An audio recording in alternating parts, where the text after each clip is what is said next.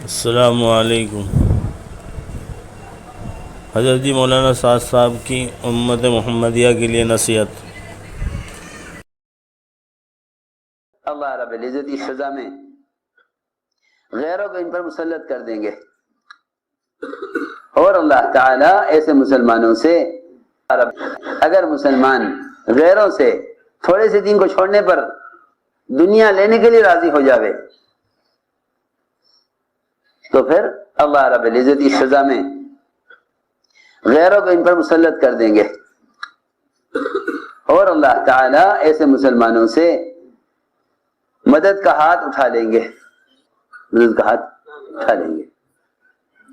اب رہا یہ کہ بھائی ہم تو بھائی فلاں ملک کے رہنے والے ہیں، وہاں کا قانون یہ ہے، وہاں پردے کا یہ قانون ہے، وہاں سنت کا یہ قانون ہے، وہاں کھانے کمانے کا یہ قانون ہے۔ ان قوانین کے اعتبار سے ہمارے ملک کا اسلام آپ کے ملک کے اسلام سے مختلف ہوگا۔ تو میری بات توجہ سننا بہت سب، ہمارے ملک کا اسلام آپ کے ملک کے اسلام سے مختلف ہوگا، کیونکہ ہمارے ملک میں فلاں فلاں احکام، فلاں فلاں سنتوں کا قانون یہ ہے۔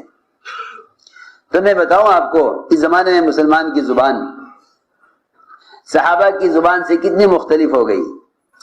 مسلمان یہ کہیں گے کہ بھئی جب قانون یہ ہے تو پھر ہم کیا کر سکتے ہیں،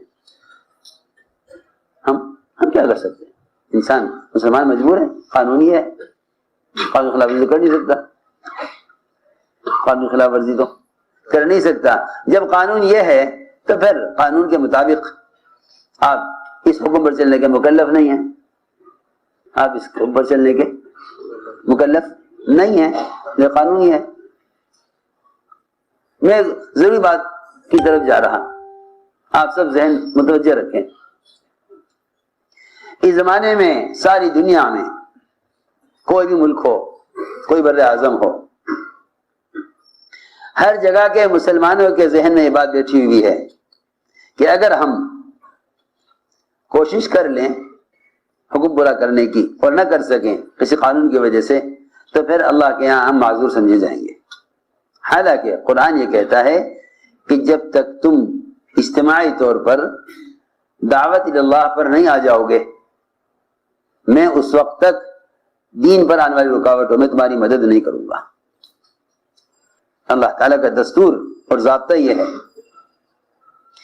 کہ اگر تم پورے دین پر چلنا چاہتے ہو تو پورے دین کی دعوت پر آؤ۔ تو اگر تمہارے احکام، دین کے احکام میں سے ایک ضرورت کی لائن کی سنت بھی ہوگی نا، ایک ضرورت کی لائن کی سنت بھی ہوگی، تو میں اس سنت پر عمل کرنے کے لیے بھی تمہاری مدد کروں گا۔ ایک سنت بھی تم قانون کی وجہ سے نہیں چھوڑ سکو گے، ایک سنت کا بھی قانون مقابلہ نہیں کر سکے گا۔ تمہارا دین بدلنا تو بہت دور کی بات ہے، باطل تمہارے کھانے پینے کے طریقوں کو بھی نہیں بدل سکے گا اگر تم دعوت پر ہو، اگر تم دعوت پر ہو۔ ان تنصروا اللہ ینصرکم ویثبت اقدامکم، کہ اگر تم اللہ کے دین کی دعوت پر ہو، ورنہ اس زمانے میں دنیا میں جتنے مالدار مسلمان ہیں ان سارے مالدار مسلمانوں کے ذہن میں یہ بات بیٹھی ہوئی ہے کہ دین کی نصرت یہ ہے کہ تم مال کما کر دین کے شعبے پر خرچ کرو، مال کما کر دین کے شعبوں پر خرچ کرو۔ جبکہ ہمارے ملک کا حال یہ ہے کہ دین کے کاموں میں غیر مسلم بھی مال خرچ کرنا چاہتا ہے۔ مسجد بن رہی ہے، ہمیں بھی شریک کر لو، دھارمک کام ہے، بڑا اچھا نیک کام ہے، میرا بھی شرکت ہو جاوے۔ نہیں بھائی، یہ تو مسجد بن رہی ہے، اس میں تو حلالی پیسہ لگتا ہے۔ مشرکین مکہ نے بیت اللہ بنایا، مشرکین مکہ نے بیت اللہ بنایا، آنے والے حاجیوں کو اپنے مال سے کھلانا پلانا، ان کو ٹھہرانا، انہیں بیت اللہ کی عبادت کے لیے نئے کپڑے بنا کر دینا، سب اپنی طرف سے۔ اس زمانے میں تو مسلمان حاجی سے کماتا ہے، اس زمانے کا مشرک حاجی پر خرچ کرنے کو عبادت سمجھتا تھا۔ اس زمانے کا مشرک حاجی پر خرچ کرنے کو عبادت سمجھتا تھا۔ فخر کرتے تھے مشرکین مکہ اس پر کہ ہم آنے والے حاجیوں کو کھانا کھلاتے۔ ایک مشرک عاص بن وائل وہ سارے حاجیوں کے کھانا اکیلے تیار کرتا تھا۔ اعلان کیا ہوا تھا اس نے، ہر سال اعلان ہوتا تھا کہ کوئی حاجی چولہا نہیں جلائے گا، کوئی حاجی کھانا نہیں تیار کرے گا، کھانا ہماری طرف سے ہوگا۔ سارے زمانے جاہلیت میں تمام آنے والے حاجی وہ صرف ایک مشرک کے یہاں کھانا کھاتے تھے، وہ اکیلا سب کھانے کا انتظام کرتا تھا۔ اللہ نے فرمایا اجعلتم سقایۃ الحاج وعمارۃ المسجد الحرام کمن آمن باللہ والیوم الآخر وجاہد فی سبیل اللہ لا یستوون عند اللہ، کہ تم نے آنے والے حاجیوں کو کھانا کھلانا، لسی پلانا اور بیت اللہ کی دیکھ بھال، اس کی تعمیر، اس کی آباد کاری پر مال خرچ کرنا، اس کو تم نے اس شخص کے برابر کیسے سمجھ لیا جو اللہ پر ایمان لائے، آخرت پر ایمان لائے اور دین کی محنت کرے، دین کی محنت کرے، یہ اللہ کے یہاں برابر نہیں ہو سکتے۔ میں آج کرنا چاہتا تھا کہ کسی بھی ملک میں اگر اسلام کے کسی حکم کے خلاف قانون بنے تو اس قانون کے مقابلے میں اللہ کو لانے کی کیا شرط ہے؟ تو میری بات بہت توجہ سننی پڑے گی۔ ہم قانون کے مقابلے میں وکیل کو لے آئیں گے، وکیل کہے گا پیسے لے آؤ، ہم پیسہ خرچ کریں گے، لوگ کہیں گے دیکھو بھائی یہ اسلام پر خرچ کر رہے ہیں۔ ایک بات۔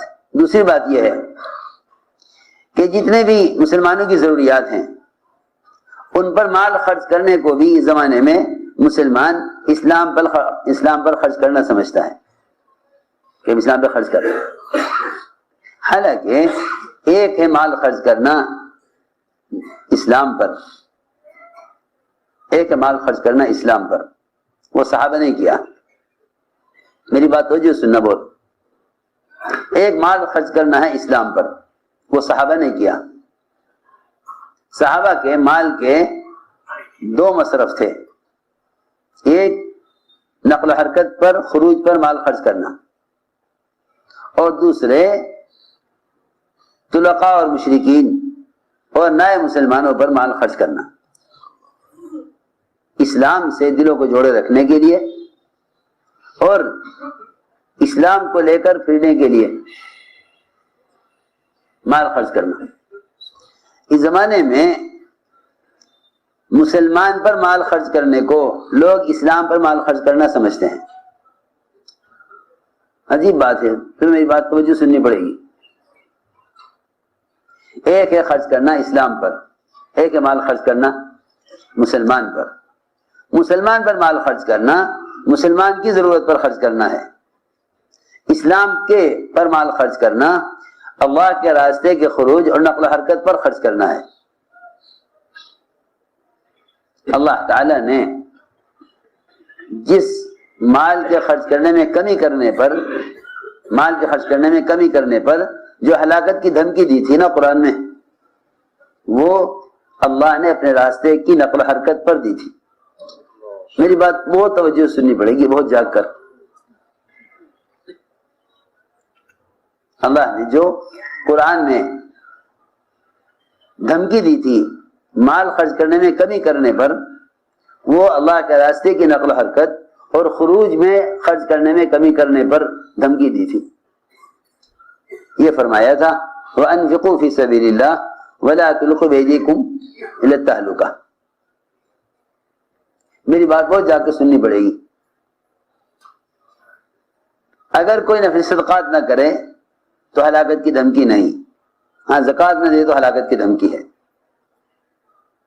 نفل صدقات نہ کرے تو ہلاکت کی دھمکی نہیں ہے۔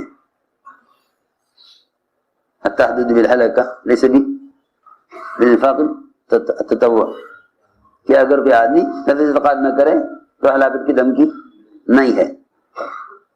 لیکن اللہ کے راستے کے خروج اور نقل و حرکت پر اگر مال خرچ نہ کرے،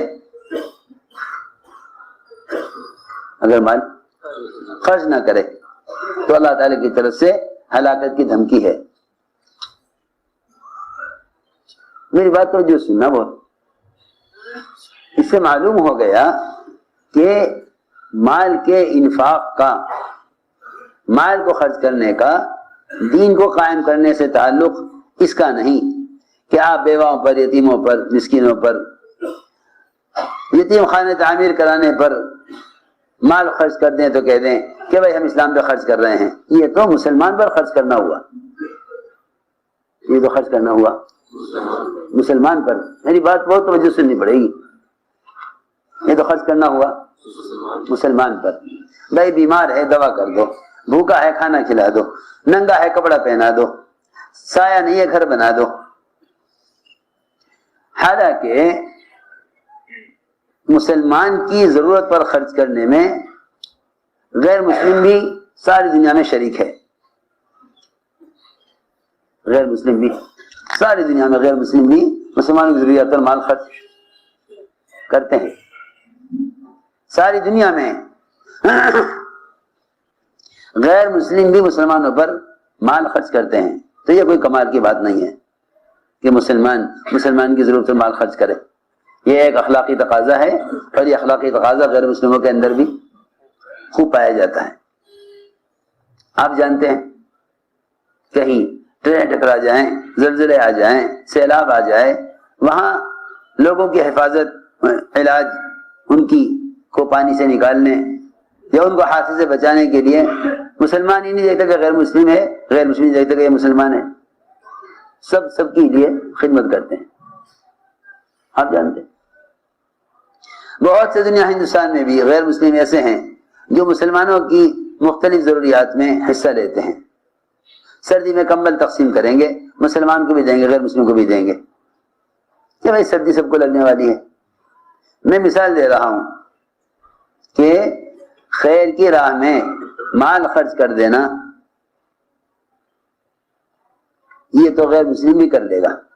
فرماتے تھے غیر مسلم کے تعاون سے، غیر مسلم کے تعاون سے مسلمان کی مدد ہو سکتی ہے، لیکن غیر مسلم کے تعاون سے اسلام کی مدد نہیں ہوگی. اسلام کی مدد تو مسلمان کے اسلام کے تعاون سے ہوگی. تو میری بات توجہ سننی پڑے گی. تو اسلام کا تعاون کیا ہے؟ اسلام کا تعاون کیا ہے؟ اس زمانے میں جتنے بھی پوری دنیا میں مالدار ہیں وہ مسلمانوں کی مدد کرنے کو اسلام کا تعاون سمجھتے ہیں. مسلمانوں کی مدد کرنے کو اسلام کا تعاون سمجھتے ہیں. یہی وجہ ہے کہ مسلمانوں کا رفتہ رفتہ یہ مزاج بنتا چلا جا رہا ہے کہ بھائی تمہیں میں ہمارا تعاون کرتے رہو گے، ہم دین پر چلتے رہیں گے. حالانکہ دین کا تعاون کرنے والے انصار، دین کا تعاون کرنے والے انصار جنہوں نے حضور اکرم صلی اللہ علیہ وسلم کو ٹھکانہ دے کر آپ کی دعوت کو لے کر کھڑے ہوئے، جس پر سارا عرب انصار کے خلاف ہوا، سارا عرب انصار کے خلاف ہوا، لیکن انصار نے کوئی پرواہ نہ کی. انصار کے سردار حضرت سعد رضی اللہ تعالی عنہ، انہوں نے بھی حضور اکرم صلی اللہ علیہ وسلم کے حکم کو پورا کرنے کے لیے اپنی قوم کے قتل کا فیصلہ کیا.